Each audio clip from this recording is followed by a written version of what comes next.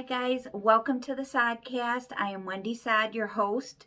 If this is your first time here, thank you for joining me today, and please hit that subscribe button. It helps me so much on the channel, and let's get right into today's case. So the case I have for you today is the case of Chester Weger, which is really big in the headlines right now because he was recently released from prison.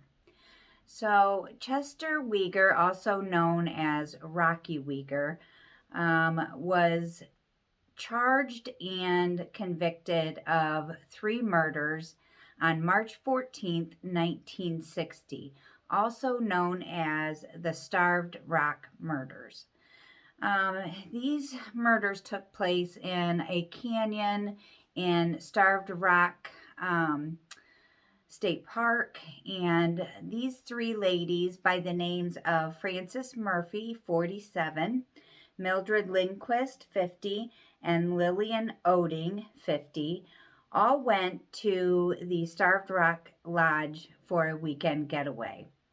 Now, these 3 women were 3 housewives of 3 prominent businessmen in the area, and very well liked, very well respected in the communities.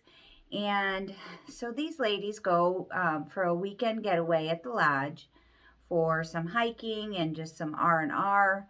And after a couple days, it was realized that they were missing by one of the husbands. And he had kept calling and was unable to reach the ladies. So a search party went out, and on March 16th, 2 days later, the ladies' bodies were found.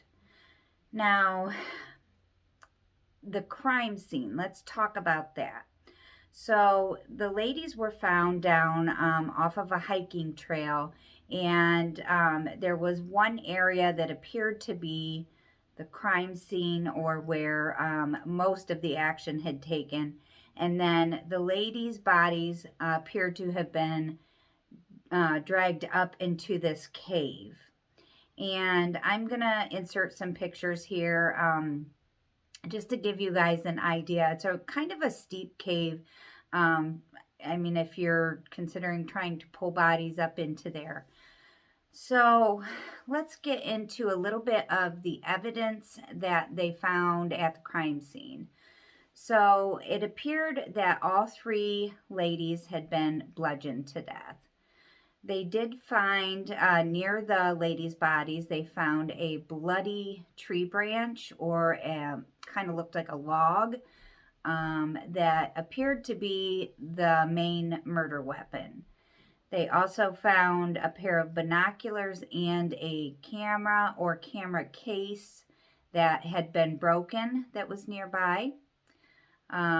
It was reported that a gray station wagon was seen in the area that day, so that was something that they were on the lookout for.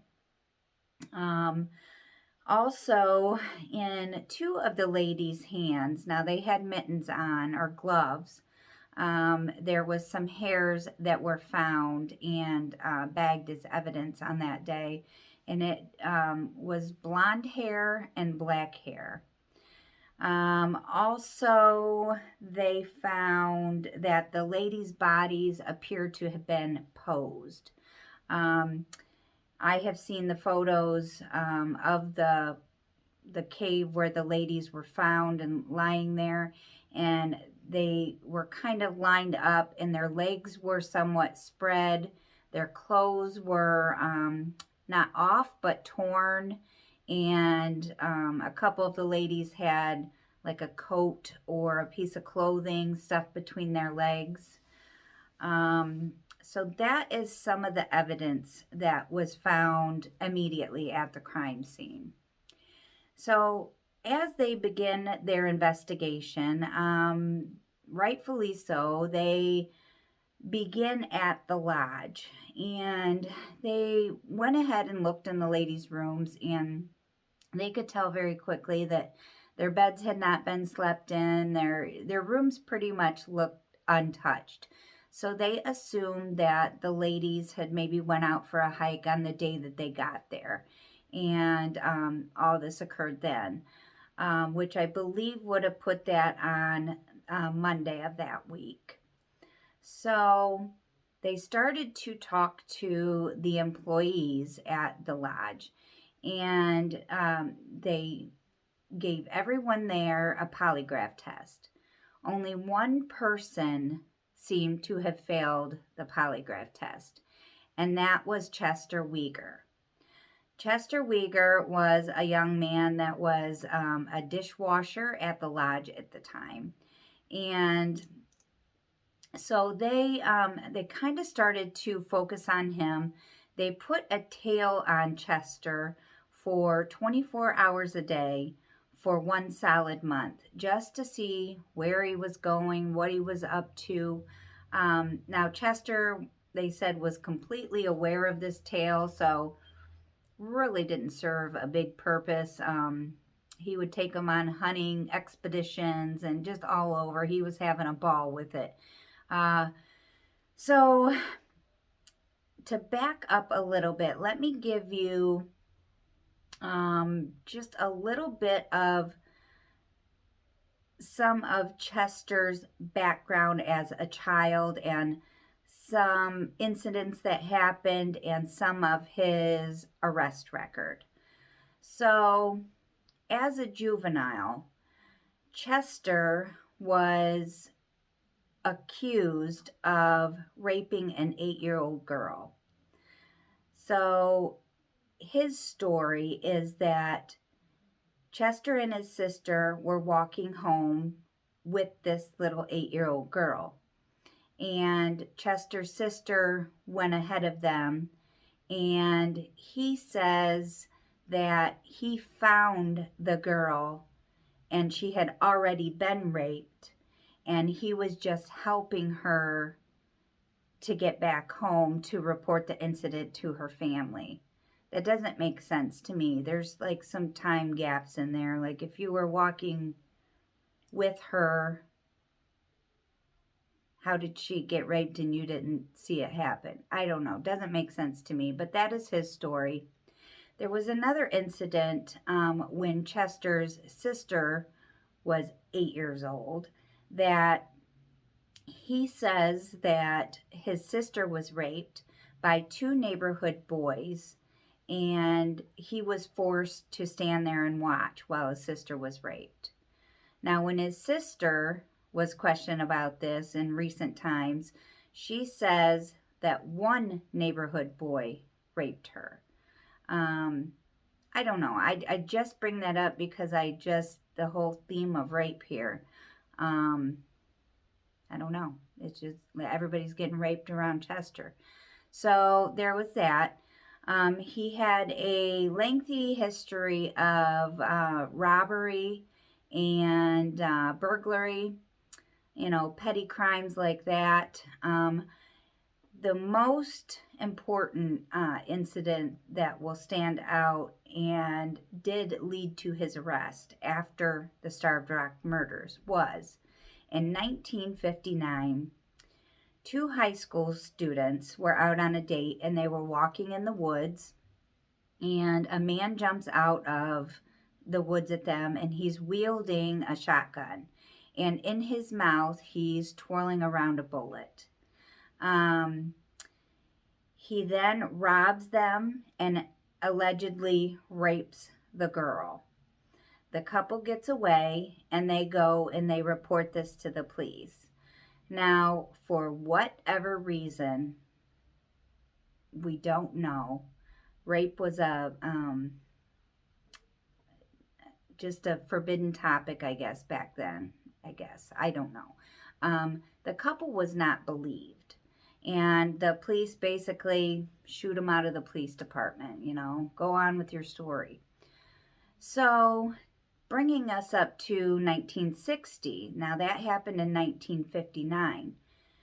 1960, the Starved Rock murders occur, and investigators are looking at everything, and they come across this report that the high school students had made a year prior. And something went off in their minds thinking, well, maybe there's some connection here. Maybe it was the same person.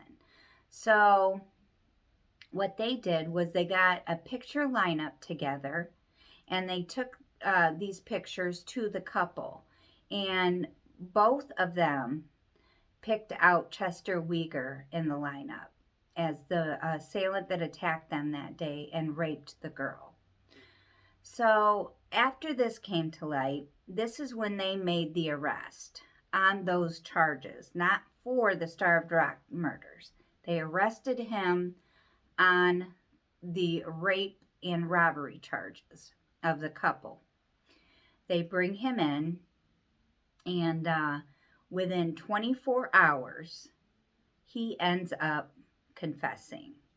Now, he made his confession on November 16th, and people that were interviewed over the years would say that there were many, many, many people in and out of that interrogation room that day. As many as 14 different people, including Weger's family members, other investigators, a photographer, just all different kinds of people. And not once did anyone report that Chester appeared to be abused, in distress at any time. When he was asked how he was being treated, his statement was, "I couldn't be treated better."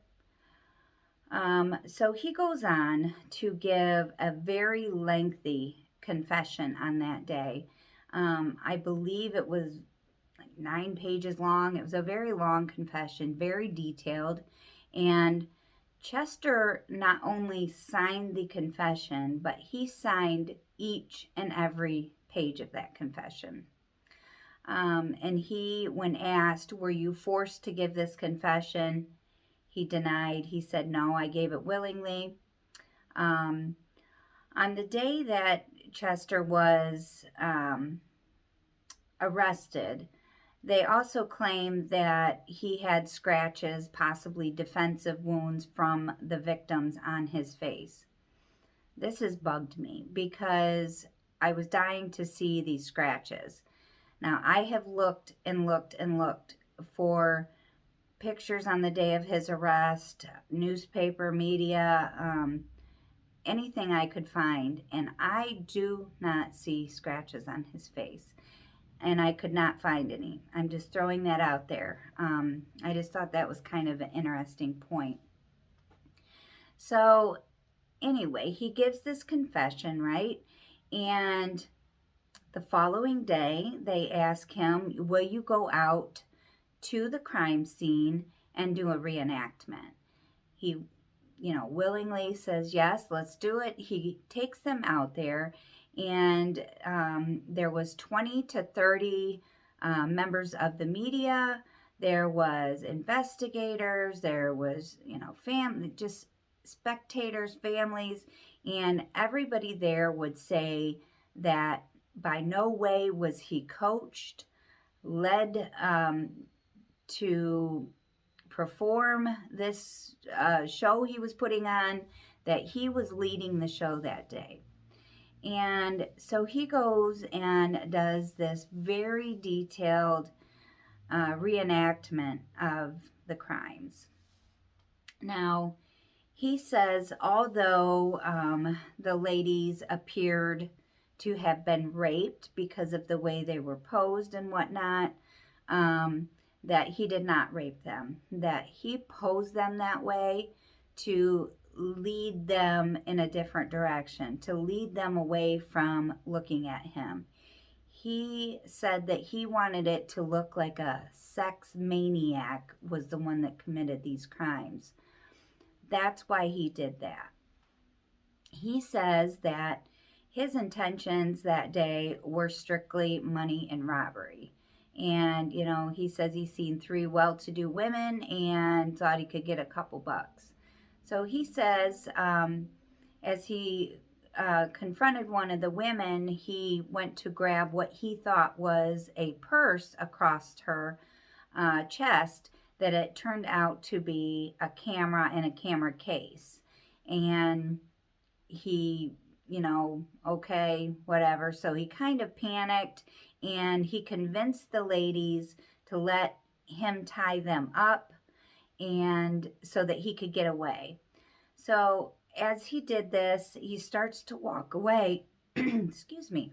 He starts to walk away, and he realizes that one of the ladies is coming up behind him, and she attacks him with a set of binoculars and hits him over the head. He said he then reaches down and grabs a tree limb that was on the ground and hits her with it, and he killed her. He then realizes, well, now I have to cover my tracks and go take care of these other two women because they can identify me. So he says he goes and he bludgeons the other two women to death for that reason, to cover his own butt. So that is the case in short. So Chester goes to trial.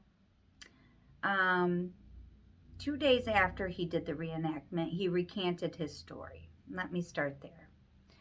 He then goes to trial, and he's claiming that he was forced to give the confession, that he was beaten, that a gun was held to his head. There was no evidence whatsoever that occurred during that time at all. He ends up being found guilty, and he got life in prison. So in 1961, he is sent to Illinois State Penitentiary, where he would sit for the next 59 years. Now, he kept applying for parole over and over and over again, to the tune of 23 times he applied and was denied. Finally, a new lawyer entered the scene, and she was pushing for him to get released, okay, or at least to get a new trial, on the basis that he was forced to confess, all these things. So finally, in the end of 2019, his parole was granted, and Chester was released in 2020 in February. The story does not end there, you guys. This story just really baffles my mind, and I'm trying very hard not to give any opinions because I'm all over the place with this story. So I didn't even hear of this story until the HBO documentary came out, which I believe aired on ID Channel. And this documentary was done by a man by the name of David Racuglia. Now, David Racuglia is the son of the attorney who prosecuted and put away Chester, Anthony Racuglia. So David decides, after this new lawyer had opened up this case, and his dad being so involved in the case over the years, that he just really wanted to look at it. And, he wasn't really forming an opinion at the time, and he wasn't trying to go against what his father said, but he just wanted to get to the bottom of it. So he begins to investigate, and this was several years that he invested in this case, looking into it, and several interviews with Chester. And it is a fantastic documentary, you guys. If you can watch it, please do. Very, very good documentary. But so throughout the documentary, it kind of seems like David is leaning towards the fact that he thinks that Chester is possibly innocent. And, when I was watching it, I'm sitting here looking at this little frail, um, I think he was 66 at the time, looked much older, but just looked frail and sweet, and he was soft spoken, and he was very polite. And I literally teared up listening to his story and how he was beaten and abused and kept in prison all these years for something he didn't do. And, I literally was tearing up watching it until the end of the documentary, where he gets released. And Mr. David Raguglia says that after the filming of that documentary, he said things kind of took a turn. And Chester Weger started writing letters to David. And he said these letters slowly began to take a dark turn. He didn't come off as this polite, sweet man that he had been talking to face in these interviews. He started to really just talk nasty about David's father, the attorney who prosecuted him. It just really took a dark turn. He says that things even went as far as some of the letters came off as somewhat perverted, making perverted connotations towards different aspects of the case. And he says at that time that now he's thinking, wow, what just happened? Is there two Chesters? And exactly what I was thinking. I thought, oh my God, he got me. But you know what, guys? I still don't know, because when the bodies of these ladies were found, I mentioned that there was hairs found in the gloves, or on the gloves of the ladies. And they found blonde hairs and black hairs. Now, Chester at the time had kind of a dirty blonde or light brown colored hair. And obviously back then they didn't have DNA, so they couldn't do the testing. But Chester's new lawyer, Andy Hale, I believe is his name, has been pushing to have these hairs tested. And these hairs were finally tested, and the results came to light in August of this year. And these hairs were not a DNA match to Chester. What? Like, I am blown away. I am, and I'm not. I cannot make up my mind on this case, you guys. And here's what baffles me. If Chester was really guilty, would he be pushing for those hairs to be tested? Would he be pushing for the DNA to be tested? I don't think so. Now, his lawyer would say that this is it, game over, checkmate, that he should be exonerated on this fact. Other people out there are saying, well, that just means there was a second perpetrator. I don't know. You guys tell me what you think. I think this case is just fascinating. So Chester is out there. He is living a somewhat normal life. When he was first released, he was living in a halfway house. I believe that's where he is still at today. There are all kinds of, what am I trying to say? Web pages supporting Chester. There's GoFundMe's to help pay his rent. He has, in this community to this day is still very divided on did he do it or didn't he do it? You know, it's a very interesting case. I hope you guys enjoyed this one. Please give me your thoughts, comments down below, and I will see you guys on my next video. Bye, guys.